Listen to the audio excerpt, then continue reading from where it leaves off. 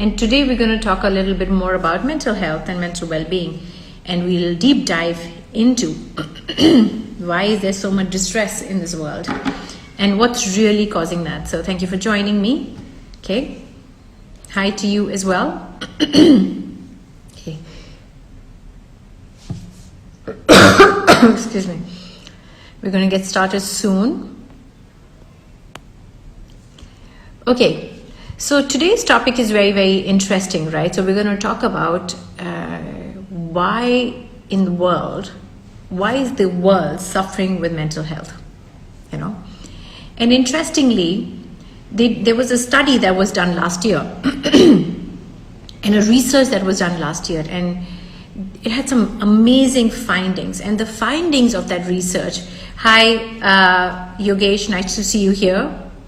I hope I've gotten your name right. So the findings of this research, okay, let me just say hello to everyone. Arza, right? Arza Margi. Okay. Hi, nice to see you as well. Thanks for joining in. We're going to talk about mental health and mental well-being and what is causing all the distress in the world, and how we can help as health coaches, or what individuals need to do to invite more well-being, blissfulness and happiness in their lives. We're going to talk a lot about that. So I was talking about a research that was done just about last year, and they looked at the research looked at thousands of people. I think about 2,000 people. They deployed 2,000 coaches, and they offered coaching, okay, to all of these people. And what they found, that when somebody actually worked with a health and wellness coach, within the period of 3 months, they had better self-awareness, right? They had better self-awareness of themselves, because a lot of times we go on with our lives without even knowing who we are, okay, or why we're doing what we are doing in our lives. So we don't understand the driving force of all our actions in our lives. So research, these 2,000 coaches were deployed with lots of people, and they found within 3 months of working with a health and wellness coach, they found that within 3 months they had better self-awareness. Next is they had better self-efficacy. Okay, what does self-efficacy means? Self-efficacy means my belief in myself, that I have the ability to achieve my goals.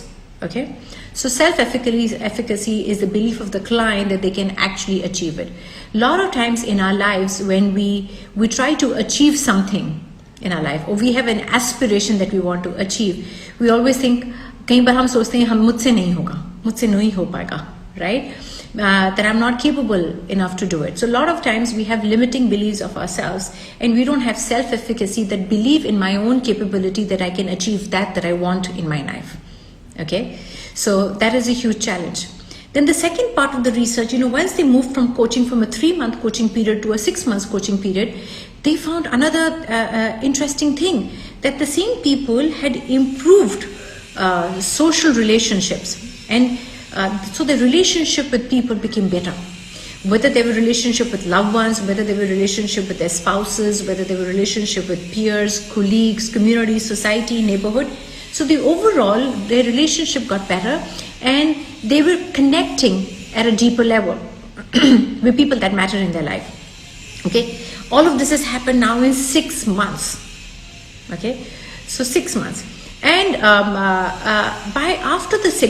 immediately after the 6 months, the next 2 to 3 months, what they found, that these individuals who were working with a health and wellness coach, what they found is they had more resilience. What is resilience?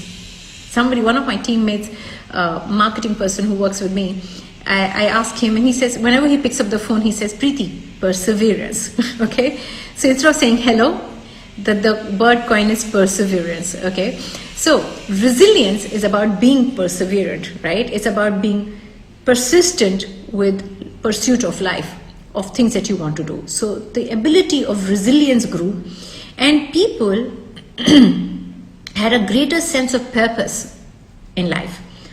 So what is fascinating, so what are these coaches really doing that is driving these kinds of results, research is saying?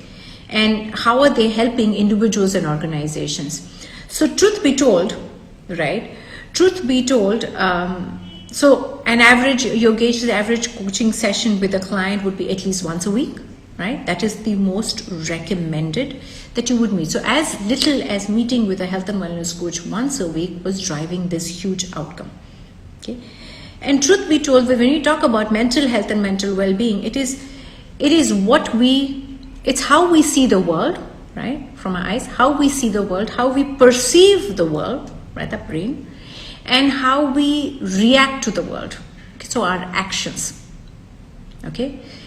All of these things affect our mental well-being. So how I perceive the world, how I react to the world.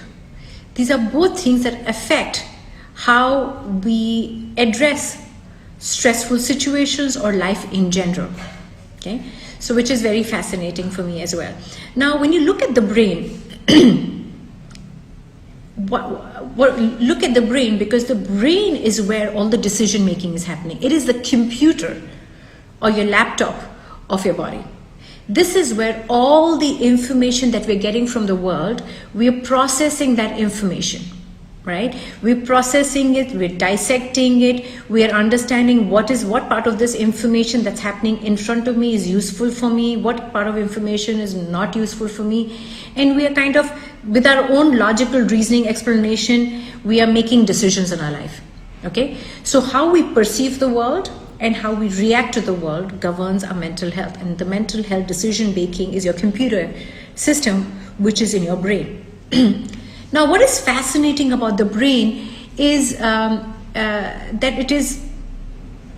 it's a very beautiful, complex mechanism that connects the brain. So I'll kind of dissect the brain into three different parts, okay, for you to understand.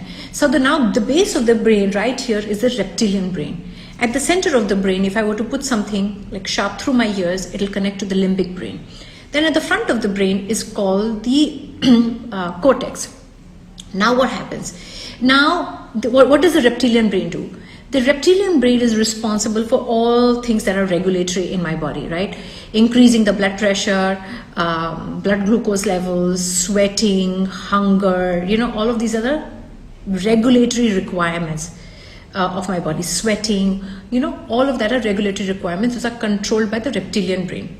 Now the limbic brain, I do want to say hello to everyone, and I would do that very, very shortly. But the limbic brain, this is the seat of emotions for us, right? This is the place that we think about. This is the way we feel, not think, but feel all the feelings that we have. Anger, anguish, excitement, happiness, arousal, including sexual arousal. All of this is happening in the limbic brain. Okay? And the front part of the brain, this is the cortex. This is where all the logical thinking is happening, right? We're looking at things and we're kind of making decisions. Now what happens is, though these three, we have divided the brain into three different parts, but they don't function in silos. They actually are communicating with each other. So what happens when you're in a stressful situation, for example? So when somebody is in a stressful situation, the thing that happens is immediately is the stressful situation. You see something, okay? The cortex receives it, okay? It says, "Oh my God, this is something that is stressful." Then the limbic brain starts reacting, right? It is feeling stressed, it's feeling distressed. But the reptilian brain is when it's doing all of these actions, right? Your eyes are getting diluted, you're starting to sweat, your body becomes a little more stiff, your digestive system starts shutting down. So all of these things are happening, and the reptilian brain is reacting to what the cortex actually saw. Okay? So all of these things are happening at the same time. So the brain, and what research says is that the way to reduce healthcare cost is actually through the brain, right? What they found that they did another study where when they saw a lot of people who were taking antidepressants, okay, so people who were taking antidepressants were depressed. They saw there was a trend that people who took antidepressants, there were 30% more chance of them getting on to a diabetes medicine within a year, and 50% more chance of cancer. and 60% more chance of cardiovascular diseases. So unless mental health is actually addressed at the root cause in terms of how we perceive and how we react, right, and how we make decisions, or how we cultivate habits in our life, right, because there's a huge connection between mental health and mental well-being and lifestyle choices we make. So if somebody is distressed and somebody is stressed and is anxious, they are not going to choose healthier choices. They are not going to get up early. They're not going to exercise. They're not going to do the yoga, dance, Zumba, whatever it is for them. They're going to isolate themselves. They're not going to communicate with each other, right, with other people. They will not express their emotions. So, or they will be disinterested in life. So there's a huge connection between mental health and lifestyle diseases, or the lifestyle choices we make.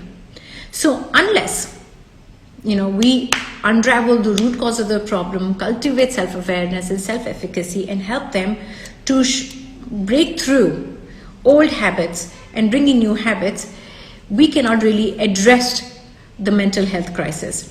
And this is exactly the role health coaches actually play in.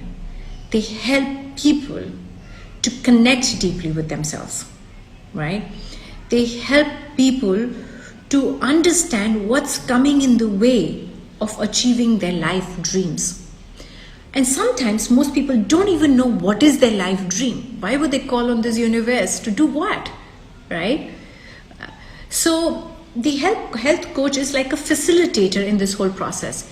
When somebody goes on any kind of transformation, the likelihood is they would get transformed at some point in time, right?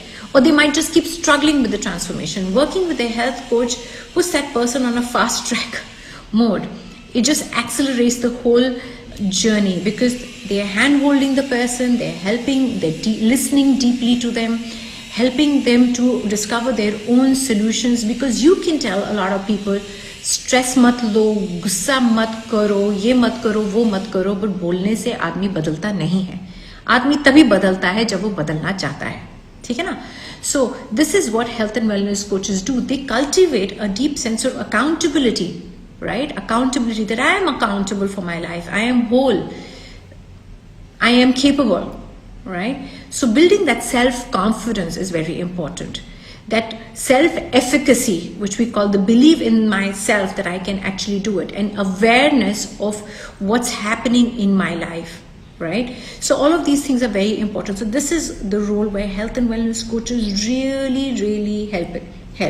Hence, well-being, which is a state of happiness, and being in the state of happiness and blissfulness cannot happen unless we have great mental health. Therefore, what we've seen now, that mental health has become extremely, for us to live a life of our fullest potential, unless we take care of our mental health, that is not possible. Similarly, for organizations who are looking at working with employees and want increased productivity and efficiency, if they don't address the mental health concerns of their employees, the likelihood is they're not going to stay much longer.